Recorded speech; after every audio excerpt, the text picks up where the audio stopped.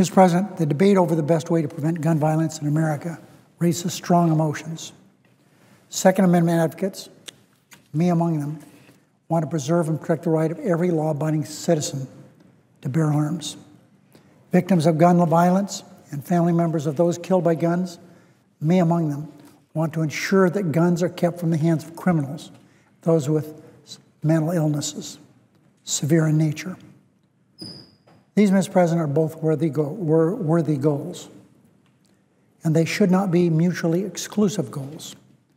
It's possible to uphold the Second Amendment while protecting innocent Americans from gun violence. Of course it is.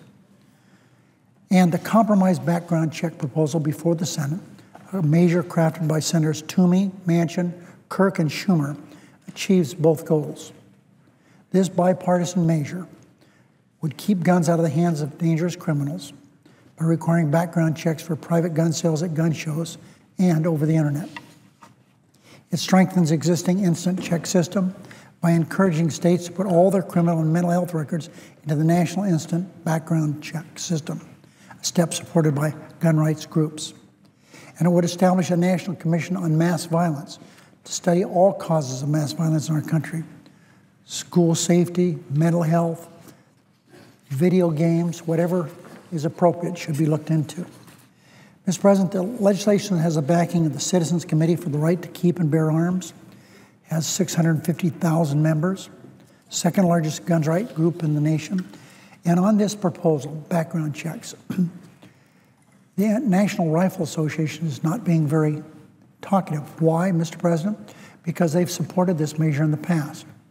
And while they are not publicly supporting it now, they've done it in the past. This measure has the support of anti-gun violence advocates, such as the Mayors Against Illegal Guns, consisting of hundreds of mayors around the country. It has the support of law enforcement groups, such as the International Association of Chiefs of Police. And although this compromise doesn't go as far as background checks as some had hoped, the nature of compromise is what it is. That's what legislation is all about. It isn't perfect, but it's certainly a long, big, heavy step forward. Expanding background checks to cover gun shows and internet sales is common sense. It will help protect the innocent from gun violence and will also protect firearms sellers. No responsible firearms dealer wants to unwittingly put a gun in the hands of murder. One need only ask a man by the name of Bruce Daly. Mr. Daly sold the shotgun that was used in a shooting rampage at the Lloyd George Federal Courthouse in Las Vegas a few years ago. 72-year-old security guard and retired police officer Stanley Cooper was murdered by a felon who bought a gun at a gun show in Kingman, Arizona, 90 miles from Las Vegas. I repeat, the shooter was a convicted felon who had no right to own a gun and could never have passed a background check. But because Mr. Daly sold the shotgun at a gun show in Arizona, he never had to perform a background check. After the shooting at the Las Vegas courthouse, Mr. Daly was found to have an expired federal permit for selling weapons, and because of that, he was convicted. But, Mr. President, Mr. Daly admirably has stepped forward. He admits having sold dozens of guns that were linked to violent crimes.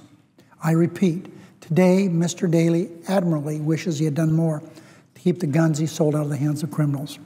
And he has stated many times that expanded background checks is the best way to do that. 3,300 people have died because of gunshots since Sandy Hook. Don't we have an obligation to the American people to do some correcting of what is not right in this country? I believe so.